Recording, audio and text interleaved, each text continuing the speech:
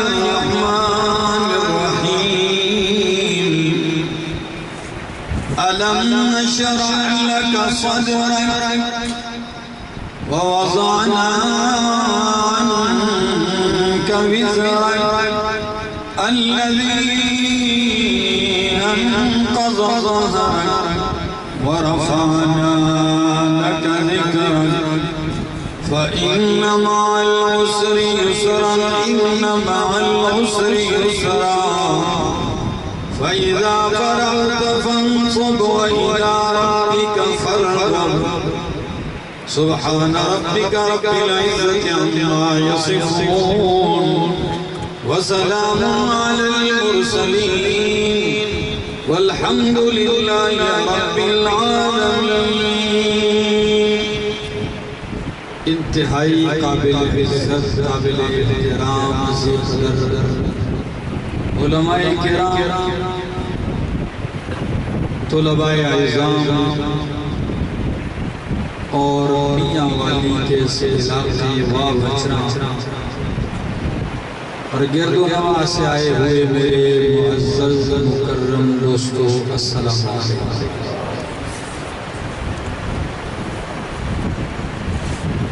میرا چونکہ آگے سفر ہے، رات کو پہنچنا ہے کالا باغ، لیکن جب پتہ چلا مولانا زاہد صاحب انہوں نے راستے میں ہمیں روکا کہ آپ جاتے ہوئے یہاں بھی ہمیں قرآن کریم کا درس دے دیں چند لمحات. میں نے ان کی پرخلوص دعوت قبول کی اور اس مختصر سے وقت میں آپ اتنی تعداد میں اکٹھے ہو گئے. پھر ایک حق تو یہ بنتا تھا کہ یہ بستی اور یہ علاقہ یہ موحدین کی شیخ الشیوخ رئیس الموحدین سند المفسرین حضرت مولانا حسین علی الوانی رحمہ اللہ کا علاقہ. آپ کو پتہ ہے کہ قرآن کریم کے ساتھ جس چیز کی نسبت ہوتی ہے وہ چیز اعلیٰ ہوتی ہے، چاہے وہ لکڑی ہے، وہ پتھر ہے، وہ کپڑا ہے، وہ سینہ ہے، وہ علاقہ ہے.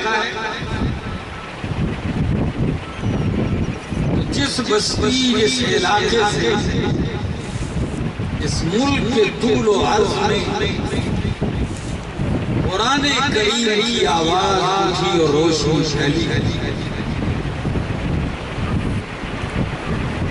تو موحدین کا دل ویسے بھی چاہتا ہے کہ اس جگہ جائے بندہ، اس علاقے کو تو دیکھے. تو آج بحمداللہ جب انہوں نے دعوت دی تو میں نے بغیر کسی تعامل کے کہا کہ یہاں تو جانا چاہیے. تو مختصر سی صورت میں نے آپ لوگوں کے سامنے تلاوت کی ہے جسے سورہ علم نشرح کے نام سے دنیا جانتی ہے یا سورۃ انشراح کے نام سے. یہ مکی سورت ہے اور 8 آیتوں پر مشتمل ہے. سورت کا کمال یہ ہے کہ یہ وہ سورت ہے اور اس دور میں اترتی ہے، اس زمانے میں اترتی ہے کہ جب اللہ کے پیغمبر پر ہر طرف سے پریشانی کا سامنا، ہر طرف سے بغاوت ہے، مخالفت ہے، کبھی قتل کی سازش ہے، کبھی قید کیا جانے کی سازش ہے، کبھی ملک سے نکالنے کی سازش ہے. ہر طرح کے مسائب کا دور، اور جب بندہ مسائب میں گھیرا ہو تو مصیبت میں گھیرے ہوئے انسان کو جب بندہ تسلی کی ایک دو چار بول کہتا ہے اس کا غم بڑا ہلکا ہو جاتا ہے، حوصلہ پیدا ہو جاتا ہے۔ لوگ کہتے ہیں فلاں کی حوصلہ افزائی کا، حوصلہ افزائی میں یہ کمال ہے۔ اور یہ حوصلہ افزائی کہ جب ہر طرف سے دشمنی ہو، بغاوت ہو، کوئی حوصلہ دینے والا نہ ہو، تو پھر میرا رب قرآن کی صورت میں آسمانوں سے حوصلہ افزائی کرے گا۔ اللہ عرش سے تسلیاں اتارتا ہے، اور یہ وہی تسلی ہے۔ سنیے آپ ذرا، أَلَمْ نَشْرَحْ لَكَ صَدْرَكَ أَلَمْ نَشْرَحْ لَكَ صَدْرَكَ وَوَضَعْنَا عَنْكَ وِزْرَكَ۔ ترجمہ سنیے مختصر أَلَمْ نَشْرَحْ لَكَ صَدْرَكَ، کیا ہم نے آپ کا سینہ نہیں کھولا آپ کے لیے؟ أَلَمْ نَشْرَحْ لَكَ صَدْرَكَ، کیا ہم نے نہیں کھولا آپ کے لیے آپ کا سینہ؟ وَوَضَعْنَا عَنْكَ وِزْرَكَ، اور ہم نے اتارا آپ سے، ہم نے دور کیا آپ سے، وزرک آپ سے، آپ کا بوجھ، کون سا بوجھ؟ الذی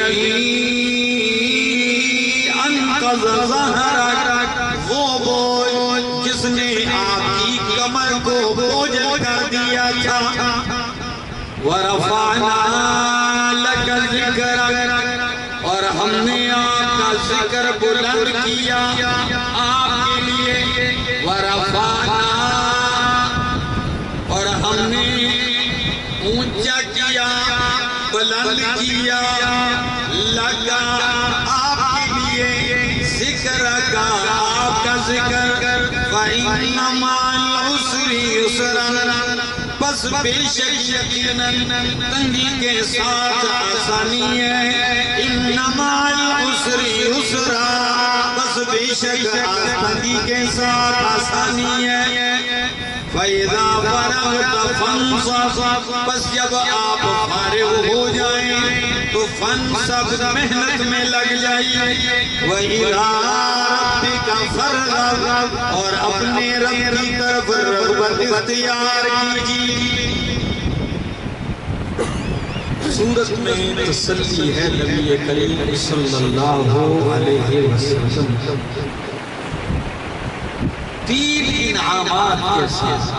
کتنے انعامات کے ساتھ؟ تین انعامات کے ساتھ۔ ایک شرح صدر، وضع وزر، اور رفع ذکر۔ ان تین انعامات کے ساتھ۔ اس سے پہلی سورت کا نام ہے سورۃ الضحیٰ۔ سورۃ الضحیٰ بھی ساری سورت تسلی ہی تسلی،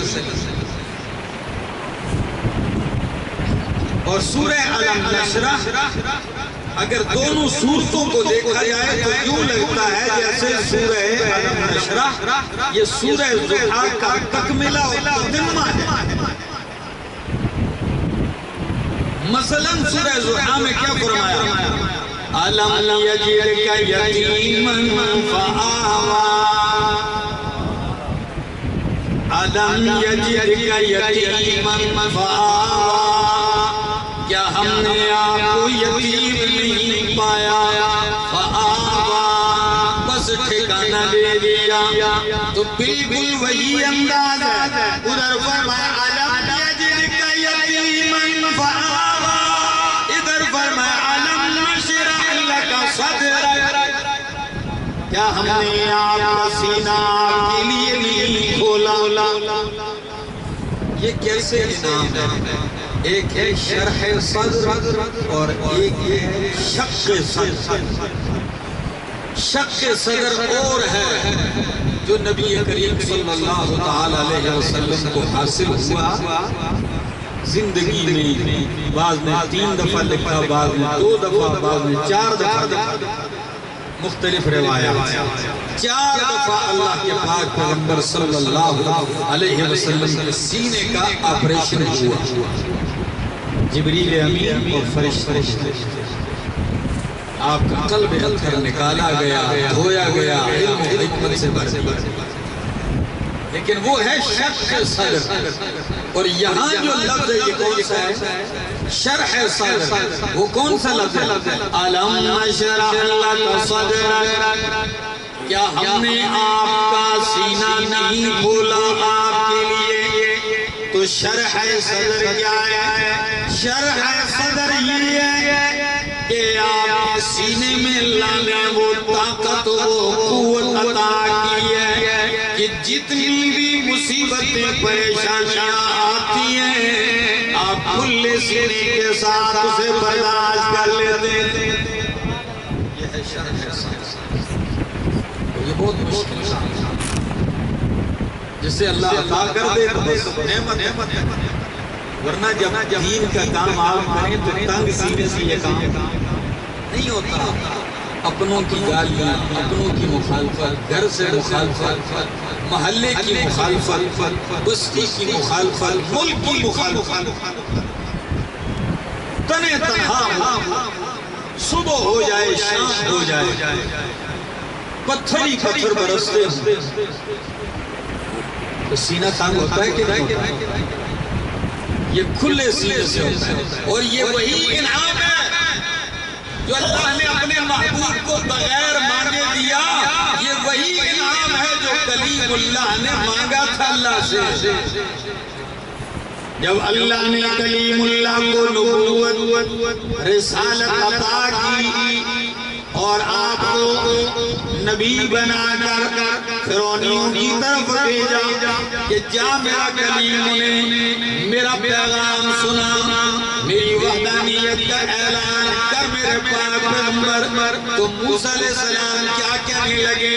رب اشرح لی صدری ویسر لی امری واحلل عقدۃ من لسانی یفقہوا قولی۔ کیا دعا کی؟ رب اشرح لی صدری، اللہ میرا سینہ کھول دے۔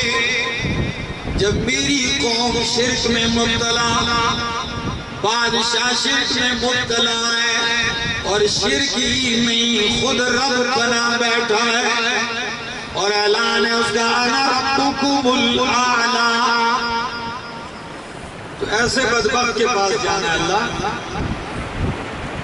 اس کے لیے تنگ سینہ نہیں، کون سا سینہ؟ کھلا سینہ ہونا چاہیے۔ تو میں علماء کرام سے بھی کہتا ہوں جب ہم نے دین کا کام کرنا ہے تو ہمیں سینہ کھلا رکھنا پڑے گا۔ کوئی برا کہے گا، کوئی اچھا کہے گا، کوئی گالی دے گا، کوئی کیا کہے گا، لیکن پرواہ نہیں کرنی۔ کلیم اللہ دعا کرتے ہیں اللہ میرا سینہ کھول دے، لیکن نبی کریم کا مقام یہ ہے بغیر مانگے اللہ نے سینہ کھول دیا ہے۔ یہ میرے پاک پیغمبر کا اپنا مقام ہے، ان کی نرالی شان ہے کہ آدم علیہ السلام کو روئیں، التجائیں کریں، گڑ گڑائیں، مانگتے رہے۔ مانگنے کے بعد اللہ نے ایک آیت عطا کی، کون سی؟ فَتَلَقَّى آدَمُ مِن رَبِّهِ كَلِمَاتٍ فَتَابَ عَلَيْهِ۔ وہ کلمات کون سے ہیں؟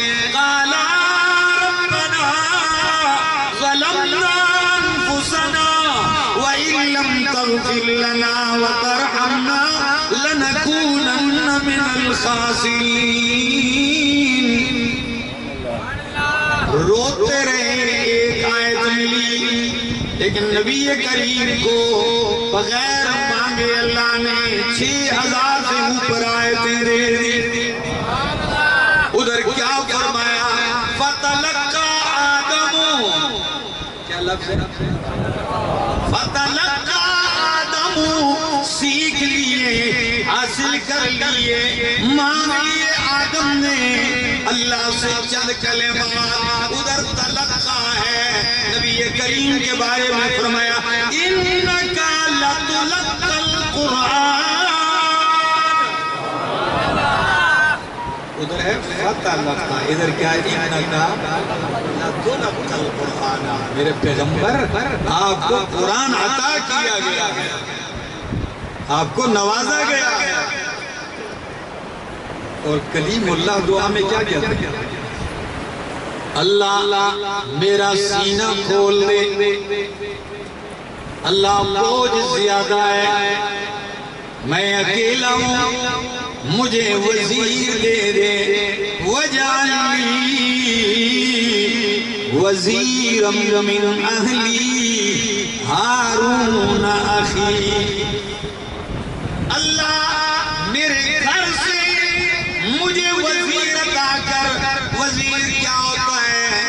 وزیر وزر سے ہے، وزر کا معنی ہوتا ہے بوجھ، اور بادشاہ کو وزیر اس لیے دیا جاتا ہے کہ وہ بادشاہ کا بوجھ اٹھاتا ہے، بوجھ ہلکا کرتا ہے۔ کلیم اللہ نے بوجھ ہلکا کرنے کے لیے وزیر مانگا ہے، لیکن نبی کریم کی باری آئی تو اللہ نے کیا فرمایا؟ وَوَضَعْنَا عَنْكَ وِزْرَكَ، میرے پیغمبر آپ کے کہنے کے بغیر ہی میں نے آپ سے آپ کا بوجھ ہلکا کر دیا۔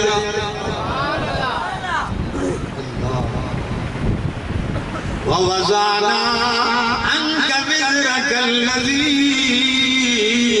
انقض ظہرک، سینہ کھل گیا، بوجھ ہلکا ہو گیا۔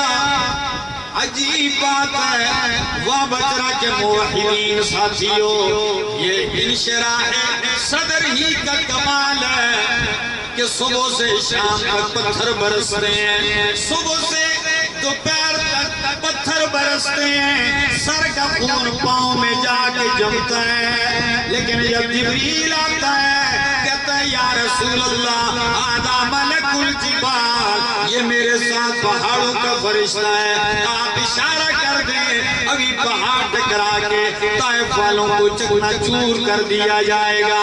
تو یہ کھلے سینے کا کمال ہے کہ پتھروں سے چور چور، لہو لہو بدن، خون میں رنگین بدن، وطن سے علاقے سے 90 کلومیٹر دور، بھوک بھی پیاس بھی ہے، لیکن یہ کھلے سینے کا کمال ہے کہ کہتے ہیں اللہ لا بل ارجو ان یخرج اللہ من اصلابہم من یعبد اللہ وحدہ ولا یشرک بہ شیئا۔ اللہ میں یہ نہیں چاہتا کہ یہ تباہ ہو جائے، میں تو اب بھی یہی کہتا ہوں کہ اللہ یہ نہیں مانتے، ان کی نسلوں میں ماننے والا پیدا کر۔ یہ ہے علم نشرح لک صدرک، فرمایا علم نشرح لک صدرک ووضعنا عنک وزرک، اور آپ سے آپ کا بوجھ ہلکا کر دیا۔ ابتداء وحی کا بوجھ اٹھانا آپ کے لیے کیا تھا؟ تو گرام بھاری تھی، وہ بوجھ اللہ نے کیا کر دیا؟ کم کر دیا، ہلکا کر دیا۔ الذی انقض ظہرک، جس نے آپ کی کمر کو بوجھل کر دیا تھا۔ ورفعنا لک ذکرک، اور ہم نے آپ کا ذکر بلند کر دیا آپ کے لیے۔ ورفعنا لک ذکرک، شرح صدر بھی مل گیا، وضع وزر بھی ہو گیا۔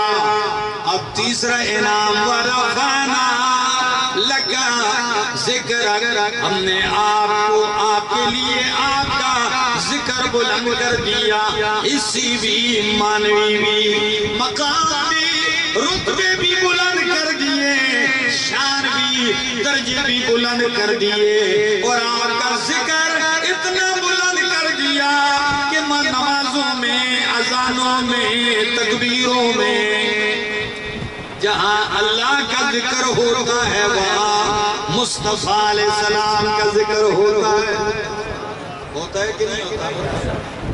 اور حسان بن ثابت رضی اللہ تعالیٰ عنہ اسی کی طرف اشارہ کر کے کہتے ہیں وَضَمَّ الْإِلَٰهُ اسْمَ النَّبِيِّ بِإِسْمِهِ وَضَمَّ الْإِلَٰهُ اسْمَ النَّبِيِّ بِإِسْمِهِ إِذَا قَالَ فِي الْخَمْسِ الْمُؤَذِّنُ أَشْهَدُ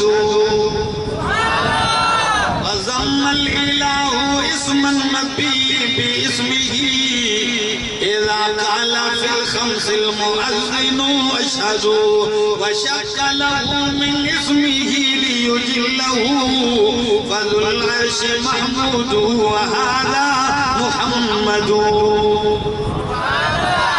معنی سن لیجئے حسان بن ثابت کے اشعار کا کہتے ہیں وَضَمَّ الْإِلَٰهُ اسْمَ النَّبِيِّ بِإِسْمِهِ اللہ نے نبی کا نام اپنے نام سے ملا دیا کیسے ملا دیا اذا قال فی الخمس المؤذن اشہد 5 دفعہ جب بھی مؤذن اذان دیتا ہے تو جا اشہد اللہ الہ الا اللہ کہتا ہے تو ساتھ اشہد ان محمد رسول اللہ کہتا ہے اذا قال في الخمس المؤذن اشهد وشق له من اسمه ليجله اللہ نے آپ کا نام اپنے نام سے مشتق کر دیا تاکہ آپ کو اللہ روشن کر دے کیسے فذو العرش محمود وهذا محمد عرش والا رب محمود ہے فرش والا مصطفیٰ محمود محمد فذو العرش محمود وهذا محمد صلی اللہ علیہ وسلم تو فرمایا وَرَفَعْنَا لَكَ ذِكْرَكَ اور یہ بھی ہے وَرَفَعْنَا لَكَ ذِكْرَكَ کہ آپ کا تذکرہ تورات انجیل زبور کو بھر دیا آپ کا تذکرہ کبھی کلیم اللہ کی بشارتوں میں دعاؤں میں کلیم اللہ کی تقریروں میں تورات کی اوراق میں اور ابراہیم خلیل اللہ کی دعاؤں میں اور عیسیٰ علیہ السلام کی بشارتوں میں ملتا ہے ساری کائنات لوگوں کے چرچے آنے کے بعد ہوتے ہیں کچھ کرتا ہے تو چرچے ہوتے ہیں لیکن نبی کے چرچے آنے سے پہلے ہی اللہ نے کر دیے اور کسی شاعر نے کیا ہی خوب کہا ہے کہتا ہے بشارت عیسیٰ وواز الکلیم بشارت عیسیٰ وواز الکلیم دعا ابراہیم عند الحکیم فجمیع النبیین والمرسلین به بشروا منذ عصر قدیم ورفعنا لکا ذکرک یہ معنی تو ایسی بھی ادا ہو سکتا تھا کہ رفعنا ذکرک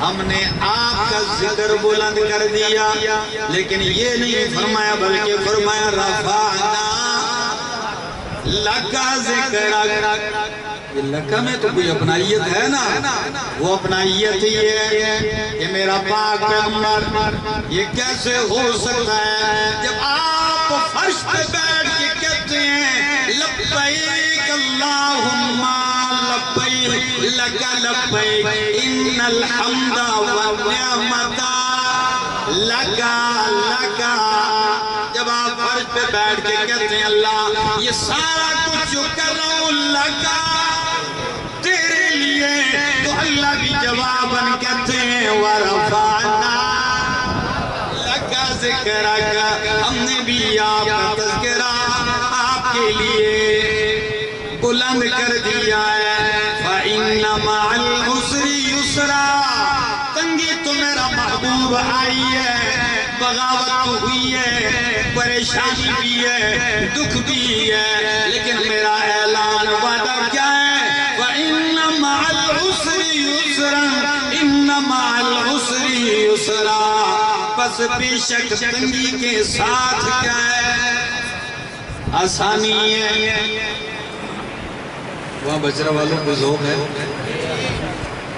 تنگی کے ساتھ آسانی ہے، اور لفظ کیا ہے؟ فَإِنَّ مَعَ الْعُسْرِ يُسْرًا إِنَّ مَعَ الْعُسْرِ يُسْرًا، بس بے شک یقیناً پکی بات ہے کہ تنگی کے ساتھ آسانی ہے، بے شک تنگی کے ساتھ آسانی ہے۔ حالانکہ کہنا تو یوں چاہیے کہ تنگی کے بعد آسانی ہے۔ جی ان بعد العسر یسرا، یہ کیوں نہیں فرمایا؟ کوئی کمال تو ہے اس میں، وہ کمال ان مع بعد کا معنی انتظار کرنا پڑتا ہے کہ تنگی کے بعد آسانی خدا جانے مہینہ بعد آتی ہے، سال بعد آتی ہے، 10 سال بعد آتی ہے۔ اللہ نے وہ انتظار ختم کر کے فرمایا جیسے تنگی ختم ہوگی تنگی کے ساتھ آسانی ملی ہوئی آئے دیر بھی ان مع العسر یسرا، کتنی تسلی، ان مع العسر یسرا۔ اور پھر علماء بیٹھے کہ عسر کا لفظ دونوں جگہ معرفہ ہے اور یسر کا لفظ دونوں جگہ نکرہ آیا ہے۔ اب مانا ہوگا کہ عسر دونوں جگہ معرفہ ہے تو عسر ایک ہے، یسر دو ہے، تو اب مانا ہوگا کہ میرا پاک پیغمبر فکر نہ کیجئے، اگر تنگی ایک آئی ہے تو آسانیاں دو آئیں۔ اور شاعر کیا کہتا ہے؟ امام شافعی رحمہ اللہ کے اشعار ہیں کہ اذا اشتدت بک البلوى ففکر فی علم نشرہ، اذا اشتدت بک البلوى ففکر فی علم نشرہ، فعسر بین یسرین اذا فکرتہ ففرا۔ کہتا ہے شاعر کہ او بندیا اذا اشتدت بک البلوى، جب تجھے پریشانیاں مصیبتیں تنگ کر دیں، سختی میں آ جائے، تو پریشان ہو جائے، تو پریشان نہ ہوا کر، سورہ علم نشرح میں غور کیا کر، کیونکہ سورہ علم نشرح میں کہا گیا ان مع العسر یسرا۔ جب تو سورت میں اس آیت میں غور کرے گا تو غور کرنے کے بعد ففرح، پریشان نہیں خوش ہو جائے گا کہ رب کا وعدہ سچا ہے تنگی کے بعد۔ اور کسی نے کیا یہ خوب کہا ہے کہ مجھے تو اپنے رب کے اس اعلان پہ اتنا پختہ یقین ہے، او میاں والی کے رہنے والوں، وہاں بچرہ کے موحدین ساتھیوں، سن لو آج پریشانی میں مبتلا لوگوں، سن لو اگر اللہ پہ بھروسہ رکھو گے تو کسی مفسر نے کیا یہ خوب کہا، جب دیکھو ایک مصیبت آ جائے اور پتھر کے اندر داخل ہو جائے، ایک مصیبت آئے اور پتھر کے اندر داخل ہو جائے تو تمہیں یہ یقین ہونا چاہیے کہ اس تنگی کے بعد اب راحت بھی آئے گی، اسے باہر پھینک دے گے، یہ یقین بھی ہونا چاہیے۔ لیکن ہمارے اندر یہ یقین کہاں ہے؟ یہاں تو آج تھوڑا سا کوئی پریشان ہوتا ہے تو وہ اللہ کے بھی گلے اور شکوے کرنے لگتا ہے۔ میرا ایک بیان ہے، کسی ساتھی نے یوٹیوب پہ اپلوڈ کیا تھا، وہ مستقل جمعہ ہے لیکن انہوں نے ایک ٹکڑا اس میں سے دیا ہے جو صرف میں نے اس موضوع پہ پڑھا ہے، لا حول ولا قوت الا باللہ، کہ اس کلمے کے کمالات کیا ہیں، فوائد کیا ہیں، اہمیت کیا ہے، معنی کیا ہے، فضیلت کیا ہے۔ تو کسی نے اس پہ کمنٹ کیا کہ پتہ نہیں یہ مولوی پاگل ہوتے ہیں، یہ وہ ہے، میں 5 مہینے سے پڑھ رہا ہوں، مجھے کچھ فائدہ نہیں۔ میں نے کہا اب اگر آپ کو فائدہ نہیں ہوا تو مجھ سے لڑو گے، اللہ سے لڑو گے؟ ڈاکٹر نے آپ کو بتایا علاج کروں، گولی دی، اگر آپ کا درد سر نہیں ٹھیک ہوا تو کیا کوئی ڈاکٹر کو گولی مارو گے؟ میرے دوستو، یہ اپنے رب پر یقین نہ کرنے کا نتیجہ ہے۔ یقین ہے تو سن لیجئے، فَإِنَّ مَعَ الْعُسْرِ يُسْرًا إِنَّ مَعَ الْعُسْرِ يُسْرًا فَإِذَا فَرَغْتَ فَانْصَبْ وَإِلَىٰ رَبِّكَ فَارْغَب۔ بس جب آپ فارغ ہو جائیں، فَانْصَبْ، بس محنت کر میرا پیغمبر، وَإِلَىٰ رَبِّكَ فَارْغَب، اپنے رب کی طرف رغبت اختیار کر۔ وہاں بچنا کے لوگوں اس آیت کا مطلب کیا ہے؟ مفسرین نے بہت کچھ لکھا ہے، اگر صرف اسی کی توجیحات شروع کر دوں تو گھنٹہ لگے گا، لیکن ایک بات ضرور ہے، ایک توجیح ہے، فَإِذَا فَرَغْتَ، جب آپ نماز سے فارغ ہو جائیں، فَانْصَبْ، پھر رب سے التجا میں لگ جائیے۔ دوسرا، فَإِذَا فَرَغْتَ فَانْصَبْ، جب آپ دنیاوی کام سے فارغ ہو جائیں تو دینی کام میں لگ جائیے۔ تیسری توجیہ جو دل کو لگتی ہے وہ کیا ہے؟ فَإِذَا فَرَغْتَ فَانْصَبْ، میرا پیغمبر صبح سے جب تو لگا رہتا ہے، پتھر کھا کے بھی قرآن سناتا ہے، خون میں رنگین ہوگی بھی میری وحدانیت کی آواز لگاتا ہے، نعرے لگاتا ہے۔ جب لوگوں کو دعوت عام دینے سے فارغ ہو جائے میرا پیغمبر تو فَانْصَبْ، پھر تہجد میں تنہائی میں اپنے رب کے سامنے گڑ گڑانا شروع کر دے۔ مبلغ کے لیے یہ کام ضروری ہے کہ تبلیغ کرے تو تنہائی میں اپنے رب کے ساتھ دلو لگائے کہ اللہ تھک گیا ہوں، سنا کے آ چکا ہوں تیرا پیغام اللہ، پھر تنہائی میں روئے، پھر اگلے دن جائے۔ اس تنہائی میں رونے کا کمال یہ ہوگا کہ آپ کی بات میں اثر ہوگا، آپ کی دعوت میں اثر ہوگا، اور ایک اس کا فائدہ، اس سے آپ کو سکون ملے گا۔ کیا؟ اس میں آپ کو مارا جاتا ہے، تانے دیے جاتے ہیں، آوازیں کسی جاتی ہیں، لیکن جب تنہائی میں لو لگاؤ گے دن کی ساری تھکاوٹیں اللہ اتار دے، وہ ایک الگ لذت ہے۔ فَإِذَا فَرَغْتَ فَانْصَبْ وَإِلَىٰ رَبِّكَ فَارْغَب، اپنے رب ہی کی طرف رغبت اختیار کیجئے۔ وَإِلَىٰ رَبِّكَ فَاذْهَبْ نہیں فرمایا، اس میں کیا فرق ہے؟ جاؤ نہیں، رغبت، محبت، شوق، چاہت کے ساتھ،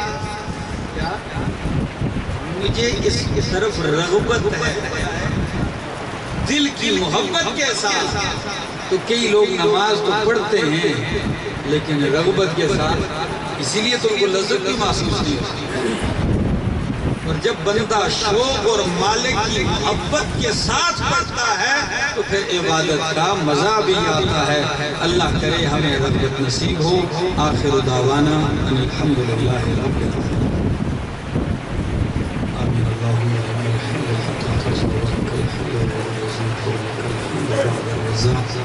اللہ حاضر قبول فرما، اللہ جو کن لوگ آئیں ہیں سب کی بولیوں کو اپنی رحمت سے بھر دے، پریشانیوں کو آسانیوں میں بدل دے، تکلیفوں کو راحتوں میں بدل دے۔ اللہ جس کی اللہ جو بھی کوئی بندش ہے، رکاوٹ ہے، پریشانیاں ہیں، مصیبتیں، میرے مالک سب کی راہیں ہموار کر دے، پریشانیاں دور فرما، بیماروں کو صحت نصیب فرما، حاجت مندوں کی حاجت روائی فرما، ہم سب کا خاتمہ موت ایمان پہ فرما۔ وصلی اللہ تعالی علی النبی الکریم وعلی آلہ وصحبہ اجمعین۔